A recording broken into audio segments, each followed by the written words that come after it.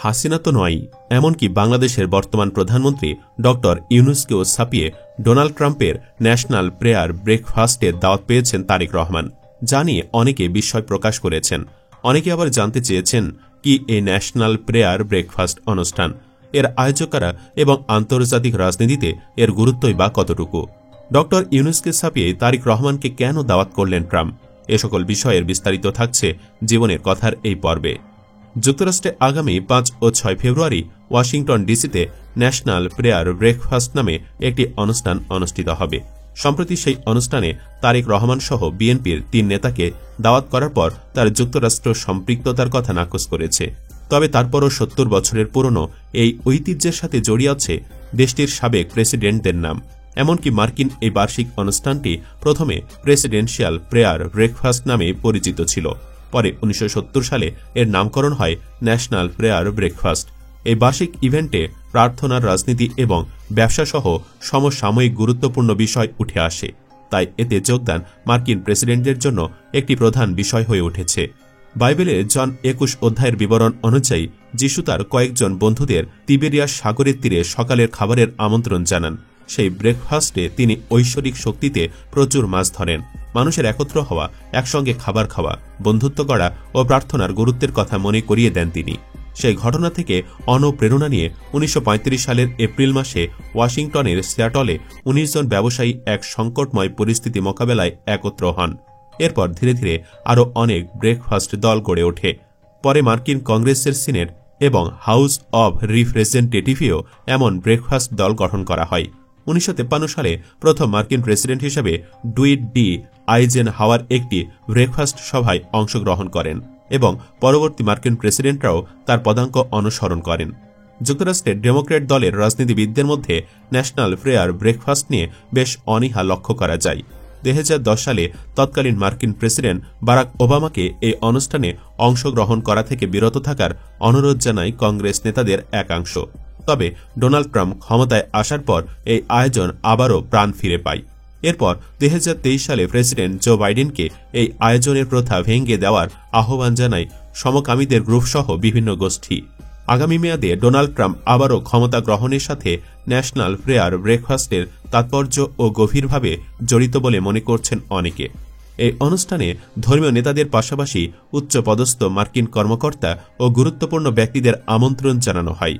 এছাড়া বিশ্বের বিভিন্ন দেশের গুরুত্বপূর্ণ রাজনীতিক ও জনপ্রিয় ব্যক্তিত্বদের অনেকেই এই অনুষ্ঠানে উপস্থিত থাকেন। এর আগে এই আয়োজনে এসেছিলেন পাকিস্তানের সাবেক প্রধানমন্ত্রী বেনজির ভুট্টো, তিব্বতের ধর্মীয় নেতা দালাই লামা, যুক্তরাজ্যের সাবেক প্রধানমন্ত্রী টনি ব্লেয়ার ও মাদার তেরেসা সহ অনেক গুরুত্বপূর্ণ ব্যক্তিরা। 2017 সালের ন্যাশনাল প্রেয়ার ব্রেকফাস্ট অনুষ্ঠানে 140টি দেশের প্রায় 4000 আমন্ত্রিত অতিথি উপস্থিত ছিলেন, যাদের মধ্যে 3500 অংশগ্রহণকারী ছিলেন বিভিন্ন দেশের গুরুত্বপূর্ণ রাজনৈতিক ব্যক্তিত্ব। ফলে এই আয়োজনকে আন্তর্জাতিক রাজনীতিতে সম্পর্ক উন্নয়নের জন্য রেডি অপরচুনিটি হিসেবে উল্লেখ করেন অনেকে।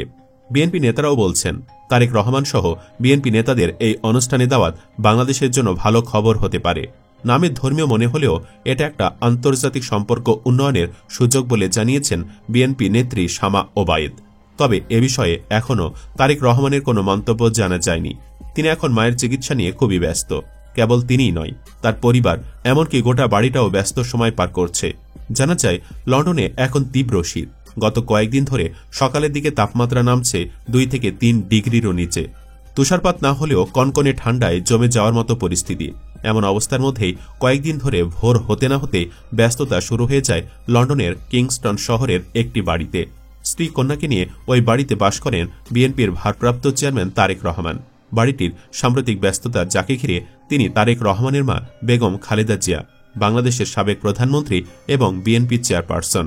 চিকিৎসার জন্য তিনি এখন অবস্থান করছেন লন্ডন ক্লিনিকে। তার সেবা শুশ্রূষা নিয়েও এখন ব্যস্ততা অন্ত নেই তারেক রহমানের। ভোর থেকে শুরু হয়ে সেই ব্যস্ততায় কাটছে রাতও। ক্ষমতাচ্যুত আওয়ামী লীগের রোষানলের কারণে 7.5 বছর মায়ের সান্নিধ্য পাননি তারেক। দেশের রাজনৈতিক পট পরিবর্তনের পর দীর্ঘকাল পর মাকে কাছে পেয়ে তাই উচ্ছ্বাসের কমতি নেই তার। দেশের বাহিরে থেকেও বর্তমান প্রেক্ষাপটে দেশের সবচেয়ে গুরুত্বপূর্ণ রাজনৈতিক ব্যক্তিত্ব এখন তারেক রহমান। দিনভর রাজনৈতিক, সামাজিক, কূটনৈতিক এবং সাংগঠনিক ব্যস্ততায় দম ফেলারও ফুসরত নেই তার। কিন্তু মাকে কাছে পেয়ে পুত্র দায়িত্বে বিন্দুমাত্র ঘাটতি রাখছেন না। সে ব্যস্ততায় তাকে সঙ্গ যোগাচ্ছেন স্ত্রী ডাক্তার জোবাইদা রহমান এবং কন্যা জাইমা রহমান। কিংস্টনের বাড়িতে ভোরে ঘুম থেকে উঠে দাদির জন্য স্যুপ, নুডলস সহ নানা খাবার তৈরিতে ব্যস্ত হয়ে ওঠেন জাইমা। এ কাজে তাকে সাহায্য করেন মা জোবাইদা।